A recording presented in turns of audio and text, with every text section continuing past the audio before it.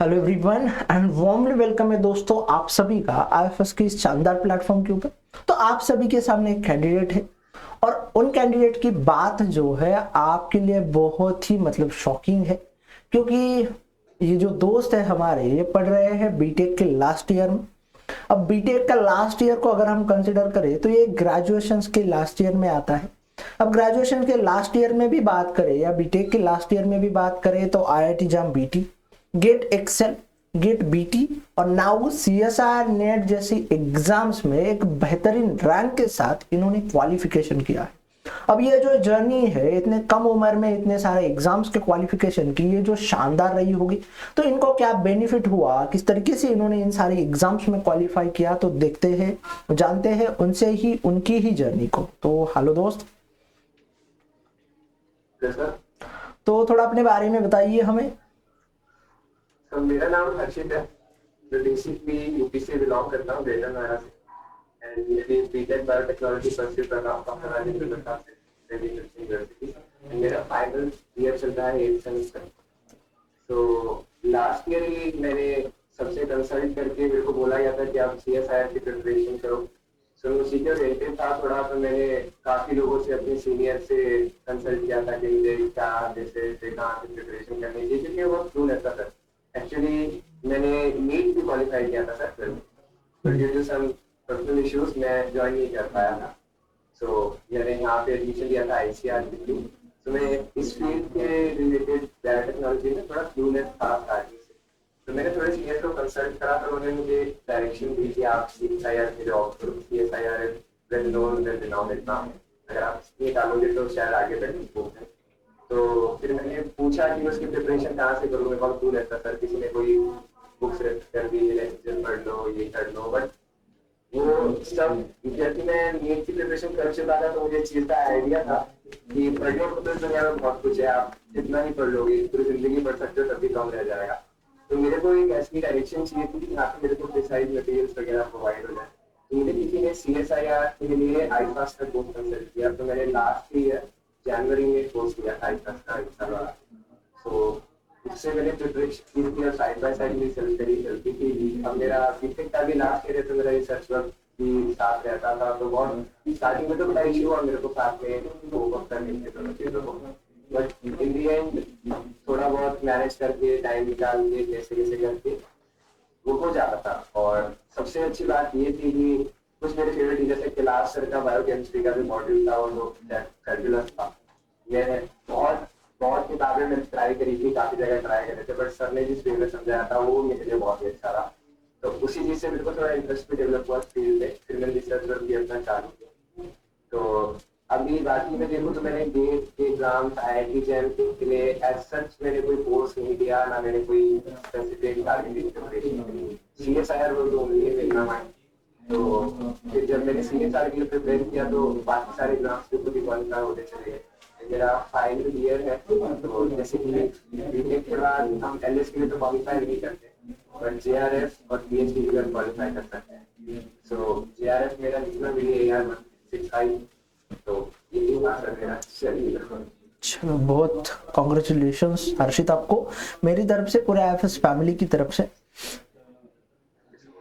तो हर्षित मुझे ये बताओ कि आईआईटी जाम को क्लियर किया, गेट बीटी को क्लियर किया, गेट एक्सेल को क्लियर किया, CSIR नेट को क्लियर किया, अब जैसे आपने बोला कि गैट बी का भी एग्जाम्स आप क्वालिफाई कर लोगे एक बेहतर रैंक के साथ, तो इतने मल्टीपल्स एग्जाम्स को आपने क्वालिफाई किया। और जब हम एग्जाम्स की बात करते हैं तो हर एग्जाम की डिमांड अलग अलग होती है। तो ये ओवरऑल जर्नी कैसे रही, आपने किस तरीके से प्रिपरेशन किया, क्या रूटीन रहता था आपका, थोड़ा बताइए हमें।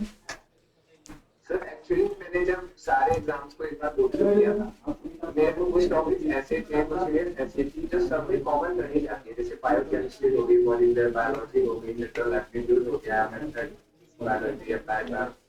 तो ये कुछ ऐसी है जो मेरे पास सभी एग्जाम में कॉमन रहती है। अगर हम मैंने सबसे पहले टारगेट किया, मैं उनसे अपनी कमांड ले ली अपनी गोल को करती, और बाकी मैंने सोची वो हर एक के स्पेसिफिक वगैरह के पीटी के लिए जाते हैं तो बायो प्रोसेसिंग आपको वहाँ देखने को, तो वो CSIR में उतना कंट्रैक्ट नहीं होता, बट ये पीटी में वो काफी वैसे छोड़ सकती है। तो मुझे लगता है जो थोड़ा बहुत मेरा रहा भी वो इसी रीजन की वजह से है कि मैंने स्पेसिफिक एग्जाम को लेके PhD की एक्सेल में वो जो पर्टिकुलर यूनिट्स होती है वो मैंने शायद नहीं, बट हाँ जो मेन कंपाइल करके जो सिमिलर यूनिट्स थी उनको मैंने टारगेट किया, उन पे मैंने कमांड की, और शायद वही रीजन था कि मेरा सब एग्जाम क्वालिफाई हो गया।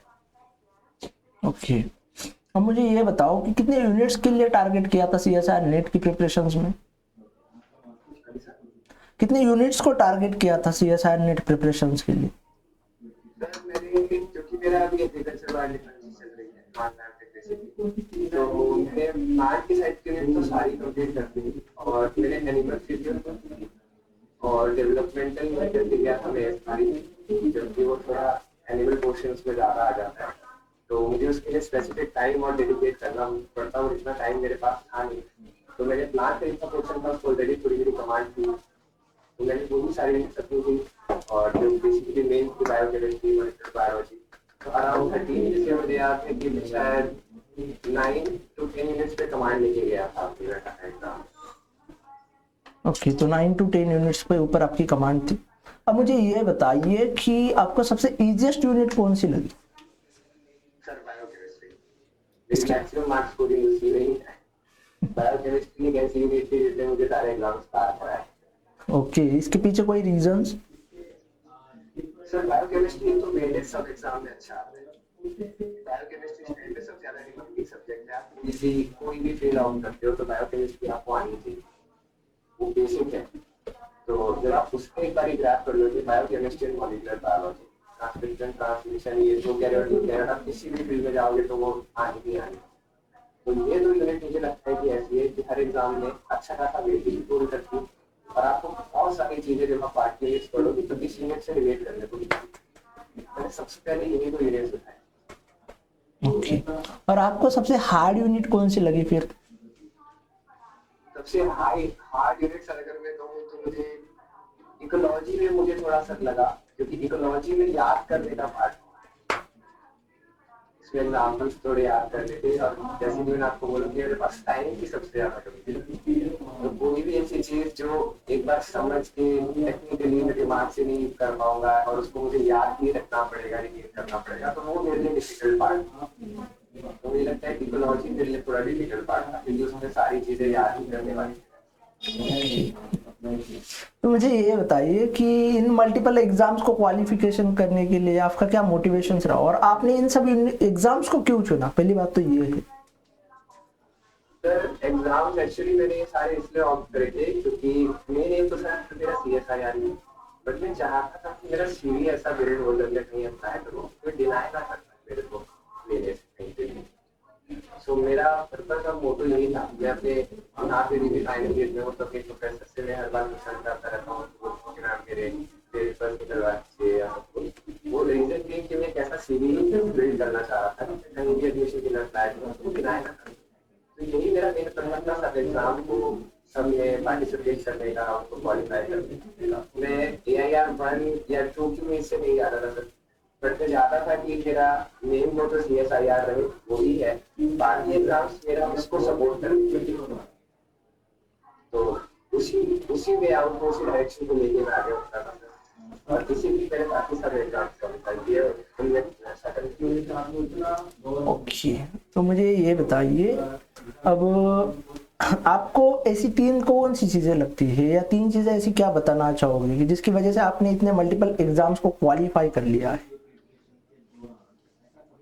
सर तीन चीजें अगर मैं कहूँगा तो मैं ये कहूँगा, पहला तो कंसिस्टेंसी बहुत जरूरी है, आप चाहे दिन में 2-3 ही घंटे पढ़ रहे हो, बट वो 2-3 घंटे आपके प्रोडक्टिव होने चाहिए। मैं सिर्फ लोगों में से नहीं हूँ, या मुझे अपने पर्सनल ऐसा लगता है कि अगर आप पूरे दिन पढ़ाई करो तो यूज होता है, मुझे लगता है जितनी देर पढ़ाई करो करते हो, क्योंकि एट टाइम्स हमारा दिमाग इतना ब्लॉक हो जाता है, इतना फ्लो हो जाता है, जब 6 घंटे भी बैठते हैं तो हमारे दिमाग में घुसता नहीं है, हम थक जाते हैं, दिमाग ब्लॉक हो जाता है, तो जितने भी टाइम हम बैठे हैं उस टाइम पे फ्रेश हो, जब हमारा मेन टाइम लगे कि आप शांत हो, आप दिमाग सही है, उस टाइम पे प्रोडक्टिव पढ़ाई करें और डेली बेसिस पे करें, बीच में गैप नहीं होना चाहिए, जैसे एक हफ्ता 10 घंटे पढ़ लिए, एक हफ्ता में निकल नहीं पड़ा, वो सब करने में जाता है सर। कोई जितना भी अच्छा स्टूडेंट हो, मुझे ऐसा लगता है कि अगर आप 2-3 हफ्ते बाद कोई चीज को वापस ले ले तो आपके लिए हो जाता है, तो उसको कंटिन्यूसली रिविजन बहुत इम्पोर्टेंट है, एक तो कंसिस्टेंसी, दूसरा रिविजन, और तीसरा मैं सिर्फ ये कहूँगा कि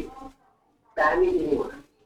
मेरे और भी सारे मेरे फेलो कैंडिडेट्स थे जो मेरे साथ थे, तो काफी अच्छा था, सबका भी काफी अच्छा था, पढ़ने में भी मेरे से ज्यादा, शायद हो मैं कह सकता हूँ कि मेरे से ज्यादा उन लोगों की मेहनत। बट कहीं ना कहीं ये था कि वो लोग पैनिक कर जाते हैं, बहुत लोग ऐसे होते हैं कि एग्जाम से डरे क्या होगा, मेरे को नहीं आ रहा, एंड मोमेंट रिवीजन चल रहा है, एग्जाम सेंटर के बाहर भी मेरे लोगों के हाथ में किताब दी हुई थी। तो पर मैं गाने सुनता हुआ जाता था बच्चे लोग के दिमाग में, लगता था कि मैं क्वेश्चन देखूंगा तो मेरे को हिट तो जरूर करेगा कि हाँ मैंने ये टॉपिक में छेड़ा है कि बन किया है, तो मुझे कहीं ना कहीं वो आएगा दिमाग में।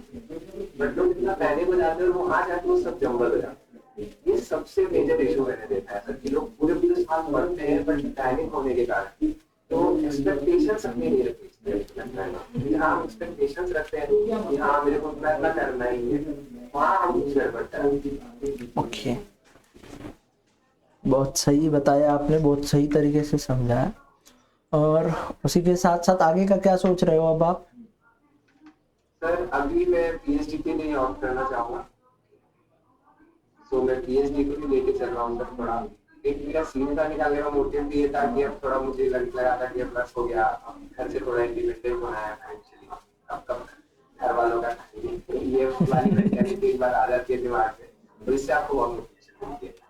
तो ये चीज सोचा था सीएसआर में, तो सब मेरे पीएचडी करने का प्लान है। उसके बाद में एक बार फिर सीएसआर का भी ज्वाइन होगा, क्योंकि एलएस के लिए मैं भी एलिजिबल नहीं, यूजी के बाद करना है, मास्टर्स डिग्री नहीं की है, तो दोबारा मुझे एलएस के लिए सीएसआर और मुझे देना ही पड़ेगा। और मेरा पीजी लाइन में जाने का मन है, तो मैं वही डिग्री लेके चलते हूँ। बहुत सही से, thank you so much for sharing your journey, your knowledge और experience with us. Thank you and thank you once again.